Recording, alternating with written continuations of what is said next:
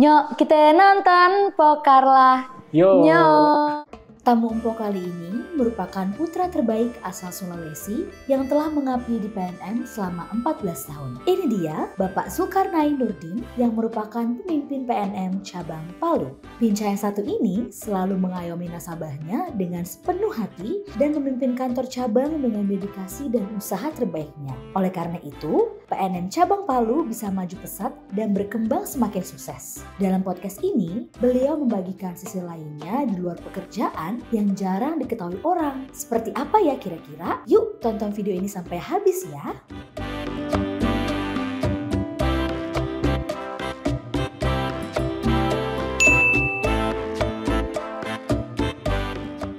Hai, halo Sobat yang ada di rumah, kembali lagi sama aku Empo Karla di podcast Mekar dan Ulang. Nah hari ini nih aku ada di salah satu kota yang ternyata khasnya itu adalah bawang goreng yang crispy dan renyah banget. Dimana lagi kalau bukan di kota Palu. Nah hari ini Empo bakal ngobrol nih sama salah satu pimpinan cabang kota Palu yaitu Pak Zulkarnain Nurdin. Ya, halo Pak. Pagi. Gimana kabarnya nih Pak? Alhamdulillah baik. Nah sebelum kita mulai nih mungkin kita boleh nyanyikan khas Empo Karla dulu kali ya Pak ya. Boleh. Nyok kita nonton Pokarlah. Yo. Nyok asik. Gimana Pak kabarnya hari ini? Alhamdulillah baik, Mbak. Semangat? Baik, semangat dan harus semangat. Harus Gitu. semangat terus ya Iya. Pak. Sehat ya Pak ya? Alhamdulillah sehat karena masih di sini. Sehat. Karena masih di sini. Jadi harus tetap semangat dan sehat ya Iyalah, Pak ya. betul. Nah hari ini aku izin ngobrol-ngobrol aja nih Pak. Supaya kita ngobrol santai aja ya. Oke. Aku mau tahu nih mengenai cabang Palu, mengenai Pak Zul sendiri. Biasanya diakrabnya dipanggil Pak Zul ya Pak ya? Pak Zul. Pak Zul, Iya. panggilan gaulnya Pak Zul ya. Iya. Oke.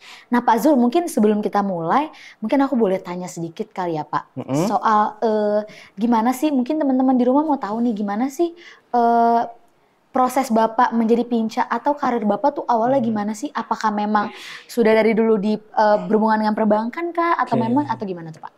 Jadi dari lahir ya, panjang. Waduh. ya. Dari lahir 40 tahun yang lalu ya? Aduh, Gimana jadi tuh, begini ya. Assalamualaikum warahmatullahi wabarakatuh. Jadi Waalaikumsalam. begini ya. Dulu itu saya di SMK. Memang sekolahnya langsung perbankan. Oh SMK, Iya, oke. jadi waktu itu kan lagi gencar-gencarnya program pemerintah yang langsung kerja. Kebetulan saya masuk salah satu di situ. Oke. Itu masuk di perbankan. Terus 3 tahun kemudian lulus itu di Fakultas Universitas Hasanuddin Makassar. Oke. Jadi saya alumnus Unhas Makassar. Oh anak Makassar ya sebenarnya Iya, ya? Makassar. Jadi kuliah itu 3 tahun setengah. Wah, Alhamdulillah dapat cum laude. Kebetulan di jurusan Sospol. oke. Sosial politik ya. Oke. Jadi saya sebenarnya salah jalur di sini karena masihnya di perbankan. Tapi enggak Iya apa-apa. benar. Masih mirip-mirip lah Pak. Masih bisa ya. Ya, bisa lah. Kebetulan saya ambil jurusan administrasi negara. Oke, sip. Jadi enggak nyambung lagi ya, sama-sama. Terus alhamdulillah di tahun pertama setelah lulus Oke. saya masuk di BCA. Wih, Bank keren Sentral banget. Asia. Kebetulan waktu itu masih unyu-unyu juga. Jadi di sebagai kasir di salah satu Oke. BCA di Makassar. Oke. 1 tahun kemudian itu saya ditarik ke DSP. Kebetulan itu namanya Danamon Simpan Pinjam. Oke. Itu masih di bawah Bank Danamon. Dan dari Bank Danamon itu saya ditarik ke PNM. Oke, Langsung jadi nyari PNM, oke. Itu seperti tahun berapa itu. tuh Pak? Tahun 2009. Wah, jadi memang kalau kata anak zaman sekarang nih atau kata cewek-cewek ini suka banget nih sama cowok tipelan model Pak Zul karena dari awal tuh udah tahu nih arahnya mau kemana. Ngambilnya udah Alhamdulillah, arah ke yang tentang berhubungan dengan ekonomi, tentang perbankan gitu. Bahkan tuh karirnya tuh naik terus gitu ya. Kalau cewek-cewek tuh ngeliatnya tuh kayak aduh idaman banget. alhamdulillah gitu. ya. Oke, berarti dari 2009 itu awal masuk di PNM itu sebagai apa Pak? Saya awal masuk di PNM 2009. Saya ingat itu bulan 2 ya. Oke. Itu awal masuk sebagai dulu masih ada namanya loan officer. Oke, Jadi loan officer. tugasnya itu melakukan survei di nasabah-nasabah yang akan dibiayai oleh PNM. Oke. Kebetulan masih dalam PNM Ulam waktu itu. Masih diulam awalnya, baik. Oke. Oke. Itu Jadi awalnya itu gitu ya? kurang lebih berapa belas tahun yang lalu ya. Oke. Saya lupa Wah juga. sudah, jangan dikasih tahu kali ya Pak, enter ketahuan ya. Terus kalau tadi ditanyakan masalah karir ya panjang. Jadi Panjang karir banget. histori saya itu di PNM panjang sekali. Jadi kurang lebih 14 tahun itu kalau Wow. saya mau ingat itu dari pertama loan officer, terus jadi kepala unit, Oke. diulang, terus dari kepala unit jadi asisten manajer klaster, Oke, wow. terus naik lagi di manajer klaster Pare-Pare di Makassar waktu itu. Oke. Terus setelah itu pindah lagi ke daerah Sulawesi Tengah di sini, tapi masih klaster. Terus Oke. pindah lagi kebetulan itu hari masih di bawah cabang Makassar. Nah, jadi PNM cabang Makassar. Saya masuk di bagian legal, terus bagian taksasi, bagian JML, Wow. bagian PKU. Jadi Hampir semua udah pernah dicobain ya ternyata ya Pak. Apa yang belum dicobain nih Pak? saya belum pernah masuk di bagian operasional. Oh belum, Iya. tapi langsung jadi Papinca ya. Wah. Kebetulan waktu itu jadi kepala bagian pengawasan wilayah timur. Nah dari situ mungkin saya dipercayakan jadi kepala cabang di Palu 5 tahun yang lalu. Jadi saya kesini 2019. Oke, Iya. wah. Jadi emang pernah di pengawasan juga ya Pak? Pernah. Oke, jadi ternyata Sobat PK yang ada di rumah pernah hampir semuanya pernah dijajah sama Pak Zul ya. Dan itu nggak cuma di Makassar doang kan Pak, pindah-pindah dong ya pasti ya. Jadi di Makassar, Sulawesi Tengah, Sulawesi Tenggara juga pernah, di daerah Bau-Bau juga pernah, di daerah Muna pernah. Jadi panjang lah Mbak. Jadi Sulawesi udah hatam banget ya Pak ya. Seperti udah kenal karena udah sering banget di situ ya Iya, Pak. iya. Oke. Nah lalu aku mau tanya nih, pasti dari Bapak dulu sebelum menjadi Pinca dan setelah menjadi Pinca tuh apa sih Pak perbedaan yang dirasain kayak oh gini ya ternyata rasanya menjadi Pinca. Mungkin kan dulu waktu sebelum menjadi Pinca pasti punya angan-angan untuk menjadi Pinca gitu ya Pak. Pada saat sudah mendapatkan itu gimana sih Pak perasaannya gitu Pak? Jadi gini Mbak ya, saya tuh punya cita-cita dari kecil itu umur 27 tahun harus jadi manajer. Terserah manajer apa. Dari kecil Dari Pak? kecil. Sudah punya itu? Iya. Jadi alhamdulillah di umur 25 tahun ternyata saya jadi kepala unit begitu. Jadi lebih cepat dari perkiraan itu rezeki dari Allah Subhanahu wa taala seperti itu. Jadi banyaklah perbedaannya Mbak. Jadi ketika usia saya mungkin masih belum siap memimpin sebuah perusahaan, ternyata saya dipercaya seperti itu. Wow, keren. Dan saya harus bekerja sama dengan orang-orang yang lebih misalnya lebih berumur dibanding saya. Jadi di situ saya harus mempelajari etika, tata krama sama ketegasan juga harus digabungkan begitu. Jadi kalau mau tanya masalah perbedaan sebelum jadi pimpinan cabang dengan sesudah jadi pimpinan cabang, kalau dari karakter tidak ada yang berubah. Saya masih tetap seperti yang sama. Nggak bisa saya rubah karakter saya. Jadi ya tampilannya ya seperti ini. Oke. Berarti Bapak di umur 25 tahun itu udah menjadi kepala unit. Bener banget sih Pak, aku setuju. Karena kan mungkin kita menjadi kepala di antara yang lain mungkin bawahan kita yang lebih tua gitu. Nah, itu salah satu tantangan juga tuh Pak. Wah, gimana kita bisa bisa harus tegas memimpin tapi kita harus tetap sopan beretika. Beretika, betul. Itu ya Pak. Jadi perbedaannya sih kalau dari karakter itu nggak ada ya? Nggak ada yang berubah. Nggak ada, oke. Tapi lebih ke mungkin lingkungan terus kerja, pengalaman gitu-gitu ya yang dirasanya. Oke Pak. Nah, lalu sebelum kita masuk ke nasabah mungkin aku mau tanya Pak. Kalau di cabang Palu ini, Bapak kan udah 5 tahun ya Pak ya? Kurang lebih 5 tahun. Benar, dan aku dengar-dengar di cabang Palu ini juga unitnya tuh jauh-jauh banget Pak. Ada yang 15 jam, ada yang 16 jam gitu ya Pak. Nah, itu kira-kira kalau dari sini nih Pak, unit paling jauh tuh Pak? Paling jauh sebenarnya enggak ada Pak. Jadi yang paling jauh itu unit, kalau makarnya itu unit Lakea. Oh gitu paling itu jauh. Cuma 2, jaraknya cuma 2. 2 hari dari sini. Bisa aja nih Bapak, saya kira bener nih kagak ada yang jauh. Ternyata 2, jadi 2 jam 2. Pulau Sulawesi Tengah itu kan Sulawesi Tengah itu unik secara geografis, mungkin bisa dilihat nanti. Jadi yang paling jauh itu di bagian utara, itu unit Lakea. Terus kalau kita ke arah barat, yang paling jauh itu unit Luwuk. Kalau kita ke bagian bawah lagi, Tenggara, itu yang paling jauh unit Morowali. Kalau kita ke bagian selatan lagi, yang jauh itu adalah unit Baras. Jadi terpecah jadi 5 jadi semuanya jauh-jauh ya Semua Pak ya? jauh. Jadi kalau unit pertanyaan unit paling jauh, semua jauh? 60% jauh. Hanya 35% itu yang ternyata bisa dijangkau dengan waktu 3 jam. Jadi kalau di sini jarak 3 jam itu kita hitung sedikit, dekat. Kalau hanya jarak 3 jam. Oke. Berarti sekitar 130 km lah dari kantor sini. Wow. Jauh sekali ya Pak ya? Jauh. Wah, itu kita ngomongin jauh-jauh berarti kan teman-teman AO ini termasuk yang hebat ya Pak? Teman-teman AO di cabang Palu ini luar biasa banget. Hebat ini. Belum panasnya Palu luar biasa ya Pak? Ya, kalau Palu enggak panas, tapi luar biasa panas. Bukan panas lagi, luar biasa ya. Iya. Matanya kayak ada 3 Pak kayaknya, lebih kayaknya di sini ya. Nah itu teman-teman AO pertama harus lewatin jarak-jarak yang jauh, terus juga harus menerjang jalan-jalanan panas segala macam ya Pak ya.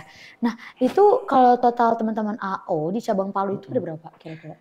Jadi kalau di Palu itu saya jelaskan sedikit ya. Jadi pertama-tama mungkin saya terima kasih sekali buat AO di PNM Palu ini. Ini hebat sekali. Wah, Anda ini hebat semua. Saya sampai angkat topi, salut dan sebagainya. Karena bagaimana ya, perjuangannya itu memang saya lihat sendiri. Karena kenapa saya sering turun ke kantor-kantor mereka. Karena meskipun saya kadang merasa lelah, capek, tapi saya pikir mereka lebih lelah dibanding saya. Dan ujung tombaknya perusahaan itu adalah dia, bukan saya begitu. Saya hanya memegang, mengarahkan, tapi yang kerja itu dia. Betul. Jadi alhamdulillah di Palu itu kita sudah punya AO itu 532. AO aja ya? AO saja. Oke, wow. AO itu 532. Kalau FAO-nya itu 77 orang. Oke. Kalau SAO-nya 100 orang. Wih. Kalau kepala unitnya 56. Jadi hampir 900 lah karyawannya cabang Palu. Karena kita punya 56 kantor mekar. Wah, itu unitnya ya Pak ya, mekar unitnya, ya? Iya. Kalau ulam ada berapa? Ulamnya ada 10. Oke, jadi total 66 ya? 66 unit. Wih, sangat banyak. Dan itu tersebar luas jauh-jauh banget ya Pak ya? Di satu kabupaten ada yang 3, 4. Jadi kita sih maunya sih di setiap kecamatan nanti ada. Karena piloting project di 2014 nanti insya Allah itu kita rencana buka 11 unit lagi. Wih, nambah lagi nih buat teman-teman ya. di Mekar ya kesempatan untuk promosi dan sebagainya itu terbuka lebar ya teman-teman. Alhamdulillah ya Pak ya.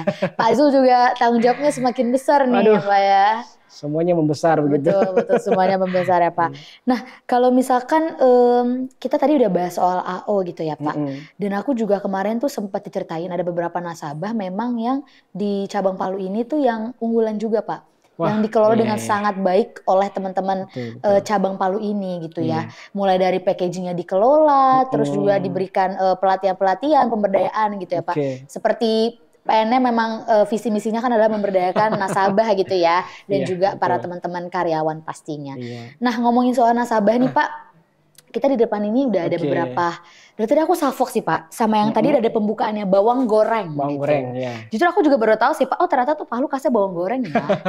Gitu. Apa jangan-jangan bawang goreng enak ini samanya ada dari Palu ternyata ya. Oke. Kalau Bapak sendiri suka bawang goreng Pak? Suka lah. Oh, suka ya? Suka. Harus selalu pakai bawang goreng? Harus. Oh harus selalu. Nah di depan kita ini ada produk nasabah Pak. Ini dari Ibu Maat. Mas At, Ibu Mas At. Dari Taweli ya? Taweli. Nah ini packagingnya udah bagus banget. Dia juga cerita dia sering banget diajak pelatihan, terus pameran-pameran. Waktu itu sempat dibawa ke Makassar, dibawa ke Jakarta juga sama PNM Pak. Iya. Gitu. Jadi wah luar biasa banget nih Pak. Boleh dibuka. Aku bantu coba buka kali ya Pak ya. Ini kemarin nih wah. Enak nggak? Kenapa? Enak ya. Bapak udah sering kayaknya ya. Sering. Jadi di Palu itu dari zaman dahulu itu ternyata ciri khasnya itu bawang goreng. Dari dulu Pak ya? Dari dulu.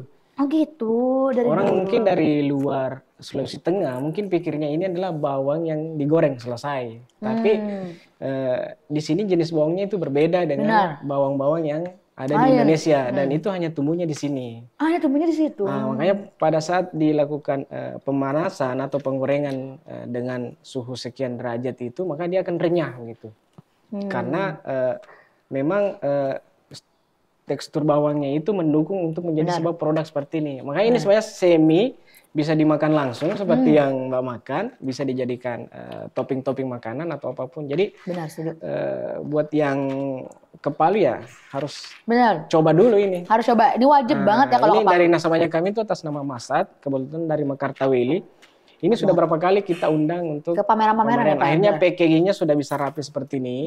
Dan dia juga sudah punya label halal. Dan dia sudah punya izin usaha yang tertera di belakangnya. Itu dari berkat kerja teman-teman di PNM. Wah, tepuk tangan dulu dong. Hebat. Keren banget ya. Aku juga pernah ceritain sama beliau, Pak. Jadi waktu itu dia jualan di Makassar. Waktu ada pesta nasabah diajak juga sama cabang Palu. Habis ludes, Pak, dalam 1 jam. Ludes, ya. Dia bawa 40 kilo, habis semuanya. Ini kan harganya 40 ribuan. Jadi murah banget ya. Ya boleh lah untuk, maksudnya kalau anak sekarang worth it lah kalau kita beli barang seperti ini. Worth it banget ya.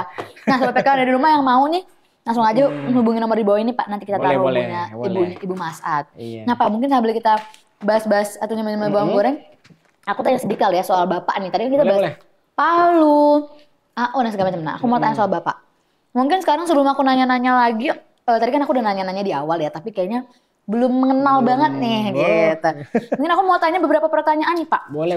Jadi aku akan jawab cepat ya, Pak. Harus cepat banget jawabnya. Aku akan kasih pertanyaan-pertanyaan 2 pilihan gitu ya. Dan Pak Zul harus pilih salah satu. Tadi aku di spoilerin sama teman-teman cabang, ini pertanyaan ini sama ini aja Mbak, karena ini dua-duanya kesukaan Pak Zul. Aduh, ini kayaknya susah ini pilihan susah. Dapat spoiler ini saya nih ya, dari Ordal gitu. Oke Pak, pertanyaan pertama. Kata Bapak suka olahraga nih? Suka. Pilih bulu tangkis atau basket? Basket lah. Wes, Abas, anak basket kalau kata anak zaman sekarang nih. MVP. Keren nih Kak. Auranya tuh, nggak tertahankan lah ya. Pantai atau gunung Pak? Gunung lah. Kenapa gunung? Karena lebih tinggi dari pantai. Nggak salah sih, bener juga. Bapak sukanya dingin-dingin gitu ya?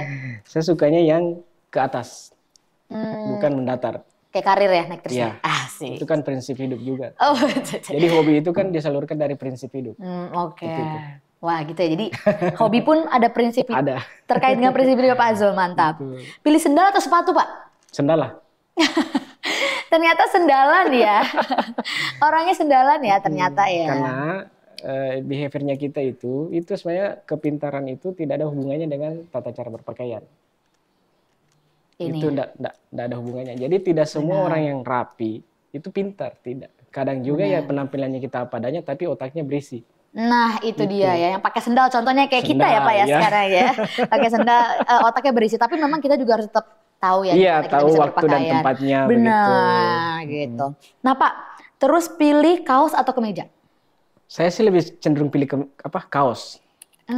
Hanya karena sekarang saya sudah seperti ini ya, mungkin harusnya pilih kemeja begitu.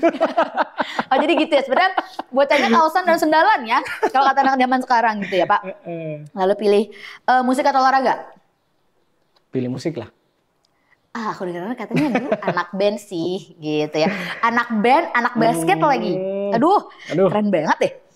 Terus pilih musik aliran metal atau hardcore? Ya kayaknya sudah jelas ya, pasti metal lah. Mantap. Metal lah. Ini memang. Jadi energinya itu dapat, liriknya juga itu semacam suara-suara hati yang memang disampaikan dengan tegas dalam satu lagu. Bener Pak, lagu metal tuh liriknya tuh sedih loh sebenarnya. Iya sedih, tapi kalau misalnya kita dengar versi Inggrisnya kan kita tidak tahu artinya. Tapi coba dengar lagu artinya itu pasti kita sedih gitu. Benar, ternyata sedih tapi dibalut dengan teriak-teriak, dengan semangat gitu, dengan tegas gitu. Jadi musik metal itu musik asli yang tidak ada kepalsuan di dalamnya. Kalau anak metal tuh hatinya Hello Kitty sebenarnya. Harusnya seperti itu. Harusnya. Hatinya Hello Sebagian Kitty besar tapi seperti ya. itu. Tapi ditampakkan tidak seperti itu. Depannya harus sangar gitu. Rambut udah jambul nih Pak Zul nih ya kan. Hati tapi Hello Kitty. Jadi gitu ya. Soal pakaian di rumah nih. Maksudnya kita tuh harus jangan terlalu kerja terus kali ya Pak ya. Harus hobi juga disalurkan gitu ya Pak. Kalau saya sih di sini dengan teman-teman di cabang ini memang waktu kerja. Benar. Jadi jam 8 sampai jam 5 itu betul-betul kita kerja. Jam 12 itu ibadah, istirahat, selesai. Tapi begitu misalnya kita ada waktu misalnya hari Minggu, itu tidak ada yang saling mengganggu. Betul-betul kita salurkan hobi masing-masing. Jadi saya itu tipe pemimpin yang tidak terlalu suka baca statusnya karyawan. Karena itu buat saya tidak penting begitu. Karena sekarang kan kita tidak boleh seperti itu. Karena kadang-kadang karyawannya kita itu memang sesekali harus melampiaskan emosi yang ada di jiwanya begitu. Nah, kita ini sebagai atasan tidak boleh buffer. Kalau kita dikritik, ya memang seperti itu kondisinya. Jadi saya itu tipenya seperti itu, Mbak. Jadi saya tidak mau peduli dengan status apapun, tapi yang penting kerjanya bagus. Gitu. Gitu ya Pak. Jadi harus pintar-pintar manage waktu juga, gitu ya. Jangan terlalu kerja mulu karena kan ya gimana ya Pak, namanya juga manusia kan, mau kerja terus kan pusing ya. Jangan kerja terus, tapi jangan tidak kerja terus. Bener, karena kalau kita liburan terus duitnya dari mana liburannya, kalau nggak dari kerja gitu ya. Betul. Jadi ya udahlah Pak, kita kan sebagai budak corporate nih, kita harus seimbang-seimbang aja gitu ya. Harus tetap ya, kalau lagi kerja. Istilah lagi ngetren ya, budak corporate ya. Budak corporate, tapi enggak kok, kita love PNM so much banget gitu ya Pak. Kita semangat, kita enggak budak kok, tapi kita. Gini Mbak, jadi di PNM itu satu-satunya perusahaan yang membuat saya bertahan kurang lebih 14 tahun. Benar, setuju. Itu kenapa? Karena sistem kekeluarganya itu betul-betul terbangun. Itu kita punya atasan-atasan, itu benar-benar menghargai kita. Benar. Begitu. Bahkan Anda bisa lihat di perusahaan mana begitu. Kita ada tamu, misalnya di root atau direksi, terus kepala cabang, staff, sama driver. Itu satu meja. Benar, setuju banget, benar. Itu tidak ada yang, itu makanya yang membuat saya bertahan di PNM itu karena dia menghargai orang kecil. Betul, setuju.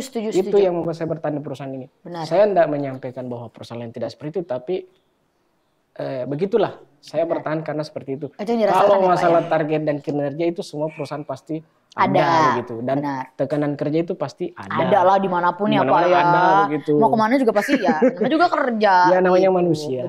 Itu kan selalu ada target Mbak. Jadi kita itu lahir ada target. Kalau saya sih muslim, targetnya salat 5 waktu. Itu target saya. Itu tiap hari malah. Jadi kalau target bulanan kecil Mbak. Iyalah. Karena saya ada target harian itu. Itu lebih susah ya Pak ya. Satu waktu lebih susah ya.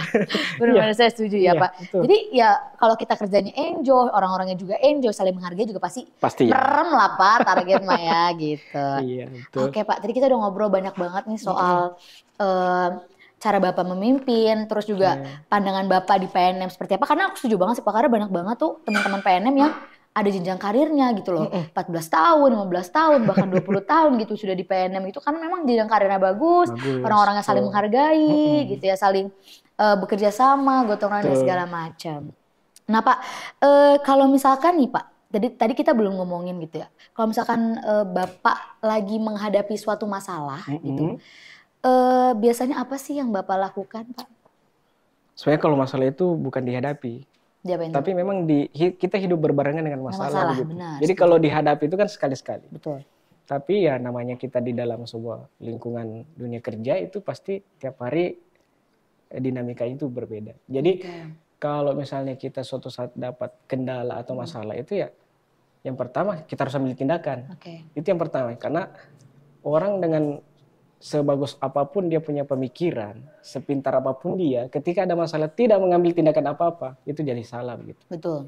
Makanya kita lihat pemimpin-pemimpin dunia itu kan rata-rata yang ada yang alumni SD karena memang agility-nya itu lebih ditonjolkan dibanding dia punya konseptual pemikiran.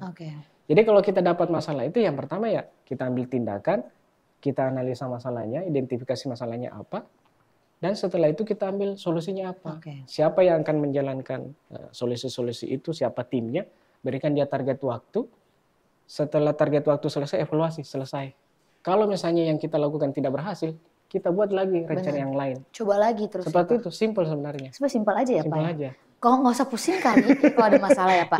Ada nggak Pak yang mau disampaikan nih mungkin ke teman-teman yang sekarang mungkin atau teman-teman AO yang aduh kok masalah tuh banyak banget, gimana sih caranya satu-satu, gimana sih Pak? Oke, jadi buat teman-teman Mekar ya, AO atau AOM itu, sebenarnya mereka itu kalau di PNM itu saya lihat, mereka sebenarnya menikmati pekerjaan di PNM. Karena saya lihat mereka jatuh dari kendaraan saja itu tidak menangis, tapi ketawa begitu. Dia malah ada prinsip bahwa kamu belum jadi AO kalau belum pernah jatuh dari motor. Jadi itu kan sebenarnya prinsip yang kita anggap sepele, tapi itu adalah filosofi kerja yang ada di PNM. Itu membuktikan bahwa kecil rintangan ini, AO kita mampu kok seperti ini. Kenapa saya bilang seperti itu? Karena ya begitu realitanya seperti itu. Bukan hanya di Palu, di Makassar, di mana, tapi di seluruh Indonesia seperti itu. AO kita itu daya tempuh dia naik motor sehari itu mungkin mirip dengan ojek online begitu, bahkan lebih begitu. Bahkan lebih Pak, kayaknya belum medannya Pak. Belum medannya. Medannya itu luar biasa banget loh. Belum medannya, belum hal-hal apa, tapi mereka alhamdulillah sampai hari ini semangat. Keren banget. Karena sistem yang dibangun PNM itu memang misalnya dia jadi dari AO tiba-tiba bisa jadi promosi jadi benar-benar kepala unit misalnya. Dan saya lihat itu teman-teman Mekar itu begini, meskipun mereka dengan perilakunya yang mungkin kita anggap selengean, ketawa kiri kanan, tidak pikirkan masa depan. Tapi saya yakin generasi-generasi yang Gen Z ini ternyata itu lebih care dibanding kita-kita yang dulu. Jadi saya tuh sempat lihat ada beberapa teman mekar itu sampai bisa bangun rumah, bisa sekolahkan adiknya. Itu kan maksudnya tujuan kerjanya itu bukan untuk dia, tapi buat orang yang di sekitarnya. Benar. Dan kalau kita sudah bisa berada di fase itu, di mana penghasilan yang kita peroleh bukan untuk kita, tapi untuk orang lain. Meskipun kita tidak mengharap apa-apa, itu sudah luar biasa buat saya. Luar biasa banget ya Pak. Hebat sekali. Jadi manfaat yang dikasih juga nggak buat kita, tapi buat orang sekitar juga ya ternyata gitu. Makanya kalau misalnya ada teman-teman mekar itu kan rata-rata, ganti HP, ganti baju. Ya enggak apa-apa, it's okay. Dia menikmati hidup begitu. Benar. Tapi dia juga punya pemikiran bahwa saya juga punya kewajiban untuk orang tua. Itu saya lihat seperti itu. Salut saya dengan generasi. Keren ya Pak ya. Jadi nggak cuma membiayai diri sendiri, tapi orang lain pun juga orang terdekatnya, orang yang disayang. Betul. Nah kebetulan tadi juga di depan kita nih aku juga. Ini kita belum sampaikan nih Pak. Ada satu nasabah, namanya Ibu Sarni, dia dari unit Parigi Pak. Mekar Parigi. Iya. Nah dia tuh punya kayak ini Pak nih. Iya. Kayak apa sih Pak disebutnya kalau di sini Pak? Ini namanya piring lidi. Piring lidi. Iya, atau piring jamuan. Piring jamuan. Oke. Jadi sebenarnya fungsinya ini buat yang bikin hajatan, bikin pesta tapi malah cuci piring. Ya benar-benar ya. Jadi aduh mah cuci piring udah deh pakai ini aja deh. Gitu ya. Jadi ini konsepnya bisa satu kali pakai atau bisa dipakai berulang, tapi intinya nggak dicuci. Membuat simpel. Benar-benar. Jadi di Sulawesi ya pada khususnya kita seperti itu. Jadi kita membuat piring lidi karena kan harganya relatif murah. Benar. Dan kalau misalnya dibanting nggak pecah juga. Benar, gitu. aman ya Pak ya. Jadi, dan unik lah, estetik kalau kata orang sekarang. Begitu. Jadi itu tinggal dilapisi semacam kain, kertas minyak atau daun pisang gitu ya. Terus nasi dia tuh ya seperti itu. Jadi kita bisa pakai. Seru ya Pak. Iya.